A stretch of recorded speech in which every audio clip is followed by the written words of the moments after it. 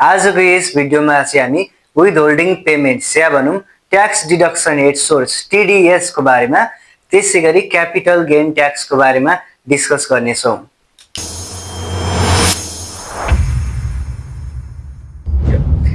के हो त with holding payments yeah TDS भनेको भन्दाखेरि त्यस्ता आम्दानीका स्रोत जुन शीर्षकबाट हामीले आम्दानी गर्दा चाहिँ सुरुमै त्यसमा कर कट्टी भएर मात्र हामीले प्राप्त गरिन्छ भने त्यसैलाई with holding payments yeah TDS भनिन्छ है त। अब यसको बारेमा हेर्दाखेरि हामीले दुई तरिकाले बुझ्नुपर्छ, एउटा फाइनल टीडीएस त्यसैगरी अर्को एडभान्स टीडीएस रहेको छ। अब यो चाहिँ हामीले किन पढिरहेको छौं भन्दाखेरि income from employment, income from business, income from investment र त्यसैगरी इन्कम फ्रम प्रोफेसनको हिसाब गर्नका लागि हामीले यो कुराहरू चाहिन्छ। र यसमा चाहिँ के हुन्छ भन्दाखेरि फाइनल टीडीएस भनेको चाहिँ हामीले इन्कममा राख्न नपाइने शीर्षकहरू हुन्। त्यसलाई मैले यहाँ टक्क राखिदिएको छु र त्यसको पर्सेन्टेजहरू त्यति याद गर्ने इम्पोर्टेन्ट पनि छैन हाम्रो लागि, किनभने हामीले यसलाई इन्कममा चढाउने हैन। त्यसैगरी एडभान्स टीडीएस रहेको छ। एडभान्स टीडीएस चाहिँ हामीले इन्कममा राख्न पाइने शीर्षकहरू हुन्।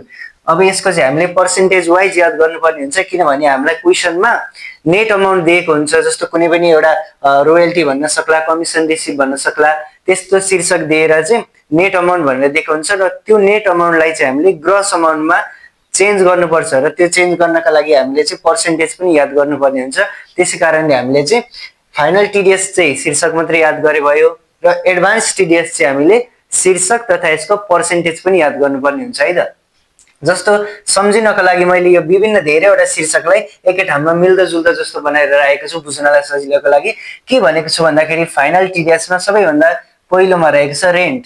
रेन्ट भनेर राखेको छु। अब रेन्ट भनेपछि के सम्झिने फाइनल टीडीएसमा भन्दाखेरि रेन्ट फ्रम भने land house building flat, land house building flat सम्झिने र के को लागि भन्दाखेरि फर इन्डिभिजुअल सम्झिने, इन्डिभिजुअल सम्झिने र ल्यान्ड हाउस बिल्डिङ फ्ल्याटबाट आएको रेन्ट चाहिँ फाइनल टीडीएस भन्ने सम्झिने। ठीक छ। त्यसैगरी इन्ट्रेस्ट भन्ने शीर्षक राखेको छु। अब यो रेन्ट इन्ट्रेस्ट शीर्षक चाहिँ एडभान्स टीडीएसमा पनि हुन्छ, तर कसरी बुझ्ने भन्दाखेरि चाहिँ फर इन्डिभिजुअल आयो भने रेन्टको लागि फाइनल टीडीएस भयो। त्यसैगरी इन्ट्रेस्ट आएको छ। इन्ट्रेस्टको कुरा गर्दा हाम्रो interest from bank, saving account, fix deposit आयो भने फाइनल टीडीएस भन्ने सम्झिने, इन्ट्रेस्ट सम्झिने र बैंकसँग रिलेटेड भएर आउने इन्ट्रेस्ट सम्झिने के फिक्स डिपोजिट पनि बैंकबाटै आउने हो, सेभिङ अकाउन्ट पनि बैंकबाटै आउने हो, फिक्स डिपोजिट पनि बैंकबाटै आउने हो। त्यसैले इन्ट्रेस्ट जुन बैंकसँग रिलेटेड छ त्यसलाई चाहिँ फाइनल टीडीएस भनेर सम्झिने, यसलाई इन्कममा राखिँदैन है त। र यसको चाहिँ 6% हुन्छ, हाम्रो माथिल्लो रेन्टको चाहिँ 10% रहेको थियो। त्यसैगरी अर्को राखेको छु मैले वाइन्डफल गेन, लटरी इन्कम र क्याजुअल गेन। यो तीनटै एउटै शीर्षक हो क्या। जस्तो तपाईलाई आकस्मिक लाभ भन्ने सुन्नुभएको छ नि, हो ठ्याक्कै त्यही हो आकस्मिक लाभ। आकस्मिक लाभसँग सम्बन्धित जुनसुकै शीर्षक जुनसुकै नामबाट आए पनि त्यो फाइनल टीडीएस हो, त्यसमा 25% हुन्छ, यो पनि इन्कममा चढ्दैन। त्यसैगरी अर्को रहेको छ गेन अथवा डिभिडेन्ड।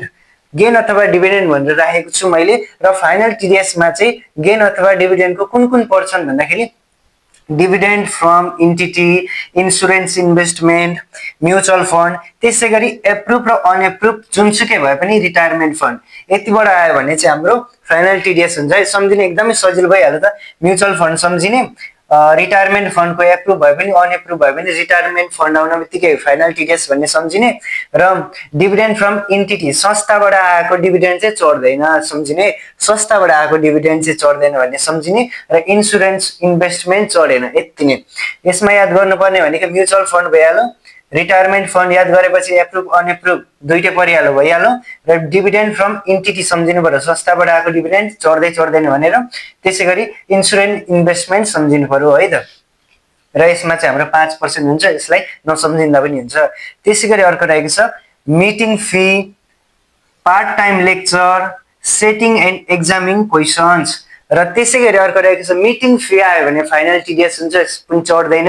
त्यसैगरी पार्ट टाइम लेक्चर अथवा यसै अकेजनल लेक्चर पनि भन्न सक्ला, जो मासिक रूपमा रेमुनरेसन नलिकन पार्ट टाइम रूपमा गएर लेक्चर दिइरहेको हुन्छ, त्यस्तो कुरा आयो भने पनि इन्कममा चढ्दैन, फाइनल टीडीएस हुन्छ। त्यसैगरी एक्जाम क्वेशन सेट गर्ने, त्यसैगरी त्यसलाई चेक गर्ने काम पनि फाइनल टीडीएसमा पर्छ र यो पनि इन्कममा चढ्दैन, यसको 15% हुन्छ है त। यसको चाहिँ जस्ट टपिक याद गर्ने हामीलाई हिसाबमा टक्क छुट्याएर यसलाई नचढाउने मात्रै हो, त्यसै कारणले टपिक मात्रै याद गर्ने, पर्सेन्टेजतिर त्यत्रो ध्यान नदिने है त। र यसको सम्झिने तरिका पनि भइहाल्यो। रेन्ट सम्झिने, रेन्ट भनेको इन्डिभिजुअल भनेर आयो भने ठ्याक्कै सम्झिहाल्ने, ल्यान्ड हाउस बिल्डिङ फ्ल्याट जे दे पनि रेन्ट फ्रम इन्डिभिजुअल भनेर आयो भने फाइनल टिडिएस हो भनेर सम्झिने। त्यसै गरी इन्ट्रेस्ट, इन्ट्रेस्ट फ्रम ब्याङ्कसँग रिलेटेड भएको इन्ट्रेस्टहरू सबै फाइनल टिडिएस हो भनेर सम्झिने। जस्तो ब्याङ्क भनौँ, सेभिङ अकाउन्ट, फिक्स डिपोजिट भनौँ, ब्याङ्कसँग रिलेटेड इन्ट्रेस्ट फाइनल टिडिएस सम्झिहाल्ने। त्यसै गरी अर्को छ windfall gain, lottery income, casual gain, आकस्मिक लाभसँग सम्बन्धित जे इन्कमहरू छ सबै फाइनल टिडिएस भनेर सम्झिने। ठिक छ। त्यस पछाडि गेन अथवा डिभिडेन्ड भनेको छ, यसमा चाहिँ संस्थाबाट आएको डिभिडेन्ड र रिटायरमेन्ट फन्ड एप्रुभ भयो भने अनएप्रुभ भए पनि, त्यसै गरी म्युचुअल फन्ड र इन्सुरेन्स इन्भेस्टमेन्टलाई सम्झिने। यति भएपछि भइहाल्छ। र meeting fee, part time lecture र सेटिङ एन्ड एक्जामिनिङ क्वेसन्स पेपर भनेको छ। र यतिबाट आयो भने चाहिँ हाम्रो फाइनल टिडिएस हुन्छ, यसलाई इन्कममा नराख्ने। ठिक छ। र त्यसै गरी अर्को रहेको छ हाम्रो एडभान्स टिडिएस। एडभान्स टिडिएस चाहिँ हाम्रो फेरि इन्कममा राख्न पाइने आइटमहरू हो। अब यसको चाहिँ तपाईँहरूले चाहिँ पर्सेन्टेज सहित याद गर्नुपर्ने हुन्छ है। जस्तो सजिलो छ, मैले सजिलै तरिकाले राखिदिएको छु। यसमा पनि मिल्ने शीर्षकहरूलाई एकै ठाउँमा राखिदिएको छु, जसले गर्दा बुझ्न पनि सजिलो हुन्छ है त। जस्तो यसमा पहिलो नम्बरमा रहेको छ इन्ट्रेस्ट। अब इन्ट्रेस्ट भन्ने बित्तिकै अघि यतापट्टि पनि थियो इन्ट्रेस्ट, त फाइनल टिडिएसमा पनि थियो। फाइनल टिडिएसमा कसरी सम्झेको थियौँ भन्दाखेरि ब्याङ्कसँग रिलेटेड इन्ट्रेस्ट चाहिँ सम्झेको थियौँ। अब यहाँ चाहिँ के जाने भन्दाखेरि ब्याङ्कसँग होइन, आफ्नो प्राइभेट रूपमा साथीभाइहरूलाई दिएको होइन, आफूले व्यक्तिगत रूपमा कसैले लोन दिएर पाएको इन्ट्रेस्टहरू चाहिँ एडभान्स टिडिएस हुन्छ, यसलाई चाहिँ चढाउने। जस्तो यहाँनिर interest from private money lending भनेको छ, त्यसै गरी फ्रेन्ड भनेको छ, र इन्टिटी टु इन्टिटी भनेको छ। अब यसमा चाहिँ प्राइभेट मनी लेन्डिङ आफूले कसैलाई सापट दिएर पाएको ब्याज चाहिँ चढाउनु पाइन्छ, त्यो चाहिँ हामीले इन्कममा राख्न पाइन्छ। त्यसै गरी साथीलाई पैसा दिएको थियो र ऊबाट ब्याज आयो भने त्यो पनि चढाउनु पाइयो। त्यसै गरी इन्टिटी टु इन्टिटी, एउटा संस्थाबाट अर्को संस्थामा संस्था बीच भयो भने त्यो पनि राख्न पाइयो है इन्ट्रेस्ट। यसको चाहिँ कति पर्सेन्ट छ भन्दाखेरि 15%। सजिलै छ। इन्ट्रेस्ट सम्झिने, फ्रम प्राइभेट पार्ट सम्झिने, के प्राइभेट सेक्टर सम्झिने। अघिको ब्याङ्क सेक्टर बुझ्यौँ, अब चाहिँ हामीले प्राइभेट सेक्टर आफैले कसैलाई इन्ट्रेस्ट दिएर कमाएको भन्ने बुझ्ने, त्यसको चाहिँ 15% हुन्छ सम्झिने। त्यसै गरी अब फेरि हाम्रो रेन्ट आयो। अब रेन्टमा के हुन्छ भन्दाखेरि अघि फाइनल टिडिएस पार्टमा चाहिँ फर इन्डिभिजुअल थियो, अब हाम्रो चाहिँ यहाँ फर कम्पनी हुन्छ। अब rent from house, building, land, flat for company आयो भने यो चाहिँ हाम्रो एडभान्स टिडिएस हुन्छ। र त्यसै गरी यही हो है हाम्रो रेन्ट फ्रम एसेट्स। र रेन्ट फ्रम एसेट्स भनेर दिन सक्छ, rent from machinery, rent from computer, rent from furniture, त्यस्तो आयो भने चाहिँ तपाईँहरूले एडभान्स टिडिएस भनेर सम्झिनुपर्छ। ल त्यसै गरी यसमा चाहिँ हाम्रो 10% काटिएको हुन्छ है त टिडिएस। र त्यसै गरी अर्को रहेको छ हाम्रो royalty, sales bonus, service fee, त्यसै गरी कमिसन रिसिप्ट, नेचुरल रिसोर्स, यति सबैमा हाम्रो 15% टिडिएस काटेको हुन्छ। त्यसैले मैले यो शीर्षकहरूलाई एकै ठाउँ राखिदिएको छु। जस्तो रोयल्टी भन्ला, सेल्स बोनस भन्ला, सर्भिस फी भन्ला, फी जोडेर आएको शब्दहरू है, जस्तो फी जोडेर अरू पनि शब्दहरू आउन सक्ला। याद गर्नु न, मिटिङ फी चाहिँ हाम्रो फाइनल टिडिएस भयो। त्यो बाहेक नर्मली आउने अन्य फीहरू चाहिँ हाम्रो लागि एडभान्स टिडिएस हुन्छ। त्यसै गरी कमिसन रिसिभ, नेचुरल रिसोर्स भन्दा यसमा चाहिँ 15% काटिन्छ। र लास्टमा हाम्रो डिभिडेन्ड फ्रम फरेन भनेको छ, यसमा चाहिँ नेट प्लस टिडिएस दुइटै जोडिन्छ है त। र यो त थियो हाम्रो एडभान्स टिडिएस। अब हिसाबमा चाहिँ हामीलाई कसरी दिन्छ भन्ने कुरा एकपल्ट हेऱ्यौँ है त। जस्तो मैले यहाँनिर थोरै मेटाइदिएँ एडभान्स टिडिएस भनेर, तपाईँहरूले कपी गर्नु होला यसलाई। हामीलाई चाहिँ नर्मली क्वेसनमा चाहिँ नेट अमाउन्ट दिएको हुन्छ कुनै पनि शीर्षकको, र त्यसलाई चाहिँ हामीले ग्रसमा लगेर इन्कममा चढाउनु पर्ने हुन्छ। र त्यो चाहिँ जहिले पनि एडभान्स टिडिएस चाहिँ लास्टमा हामीले ट्याक्स लाइबिलिटीमा घटाउनु पर्ने हुन्छ। त्यो हिसाब गर्दै सिकि नै हालिन्छ। जस्ट अहिले चाहिँ क्वेसनमा कसरी आउँछ भन्दाखेरि कमिसन रिसिभ भनेर आउला, कुनै एउटा यस्तै शीर्षकबाट भनेर दिन सक्छ। र यसमा नेट भन्छ र यसको अमाउन्ट चाहिँ दिन सक्छ ₹5 लाख भनेर दिन सक्छ हो। अब यस्तो दिएको हुन सक्छ। जस्तो यहाँनिर दिएको छ हामीलाई कमिसन रिसिभ भनेर 5 लाख, हामीले कमिसन रिसिभ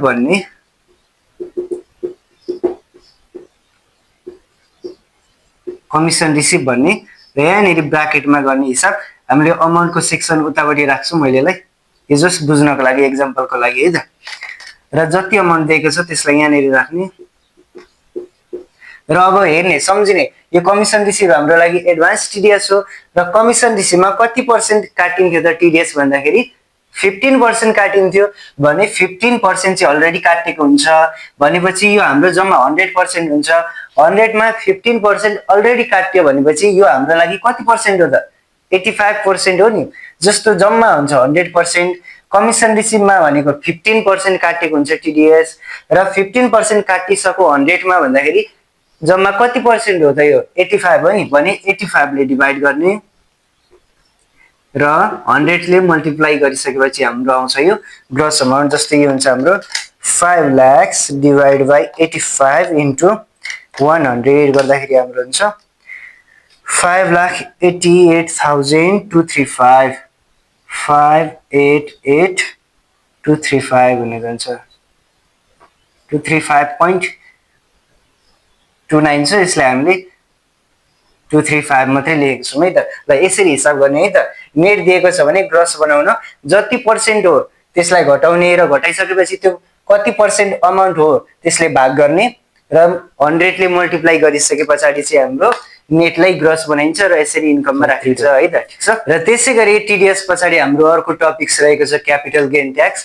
र क्यापिटल गेन ट्याक्सको बारेमा हेर्दाखेरि all capital gain items are advanced TDS with mention rates। के भनेको छ भन्दाखेरि चाहिँ हरेक क्यापिटल गेनको आइटम्सहरु चाहिँ एडभान्स टिडीएस हुन् र उनीहरुको दिएको रेट अनुसार चाहिँ उनीहरुलाई ट्रिट गर्नुपर्छ है इन्कममा राख्दाखेरि भन्ने कुरा गरेको छ। त्यसैगरी capital gain of an individual 5 lakh or 6 lakh or single 5 lakh for couple 6 lakh is equal to nil भनेको छ। र क्यापिटल गेन इन्डिभिजुअलको लागि 5 लाख र 6 लाख 5 लाख वा 6 लाख आयो भने चाहिँ त्यसको चाहिँ नील हुन्छ। र अबभ देन र त्यो भन्दा माथि चाहिँ 10% फ्ल्याट रेट लगाइन्छ भनेको छ है त। 5 लाख वा 6 लाख भन्दा माथि चाहिँ जति आयो भने 10% फ्ल्याट रेट लगाइन्छ इन्डिभिजुअलको लागि भनेको छ र ठिकै छ। र त्यसपछि अर्को हाम्रो मेनली भनेको चाहिँ हामीले फोकस गर्नुपर्ने भनेको चाहिँ यो विषयवस्तुमा हो। क्यापिटल गेन भित्र जस्तो gain from non business chargeable assets भनेर दिन सक्छ र यसमा चाहिँ कति पर्सेन्ट हुन्छ त भन्दाखेरि 10% हुन्छ है। यो चाहिँ तपाईले पर्सेन्टेज पनि याद गर्नु पर्यो। धेरैवटा आइटम छ नि, जम्मा 3टा मात्रै आइटम छ, 3टा आइटमको पर्सेन्टेज याद गर्न सकिहालिन्छ है त। जस्तो gain from non business chargeable assets भनेर दियो भने यो क्यापिटल गेनको आइटम हो र यसको चाहिँ 10% हुन्छ भनेर सम्झिनु पर्यो। त्यसैगरी अर्को छ गेन अन शेयर। अब गेन अन शेयरको चाहिँ दुईटा छ, एउटा लिस्टेड अर्को नन लिस्टेड। अब यहाँनेरि हामीले लिस्टेड खोज्छौं। Gain on share listed on SEBON secretary board of Nepal भनेको छ र यसमा चाहिँ लिस्टेडको केसमा चाहिँ ओनरशिपबाट हेरिन्छ। जस्तो ओनरशिप मोर देन 1 इयर छ भने यसको 5% हुन्छ, मोर देन 1 इयर छ भने 5% हुन्छ र less or equal to 1 year छ भने चाहिँ 7.5% हुन्छ। यो चाहिँ हाम्रो इन्डिभिजुअलको लागि हो है। जस्तो मोर देन 1 इयर भनेको छ भने चाहिँ 5% भयो र less or equal to 1 year भन्नु भने चाहिँ 7.5% भयो। ठिक छ। र त्यसैगरी अर्को फर इन्टिटी भनेको छ, इन्टिटीको लागि चाहिँ 10% र फर अदर्स 25%। इन्टिटीको लागि 10% र त्यो भन्दा बाहेकलाई 25% हुन्छ। त्यसैगरी अर्को छ gain on share non listed on SEBON र यो चाहिँ नन लिस्टेडको केसमा चाहिँ के हुन्छ भन्दाखेरि यसमा चाहिँ ओनरशिप हेरिँदैन, कति लाइफ भयो 1 इयर भयो कि भएन भन्ने हेरिँदैन। यसमा चाहिँ के हेरिन्छ भन्दाखेरि फर इन्डिभिजुअल भनेर डाइरेक्ट 10% लगाइन्छ र फर इन्टिटी भनेर 15 र फर अदर्सलाई 25% लगाइन्छ। यति नै हामीले मेन बुझ्नुपर्ने भनेको क्यापिटल गेन ट्याक्स भनेर बुझ्नु पर्यो र कुनमा कति पर्सेन्ट लगाइन्छ भन्ने बुझ्नु पर्यो। मेन भनेको gain from non business chargeable assets भनेर 10% हुन्छ भनेर बुझ्नु पर्यो। त्यसैगरी लिस्टेड शेयरको केसमा चाहिँ मोर देन 1 इयर छ भने 5%, less than or equal to 1 year छ भने 7.5% भनेर सम्झिनु पर्यो। यति चाहिँ हाम्रो लागि मोस्ट इम्पोर्टेन्ट हुन्छ र यसैको आधारमा चाहिँ हामीले हिसाब गर्ने गर्दछौँ है त।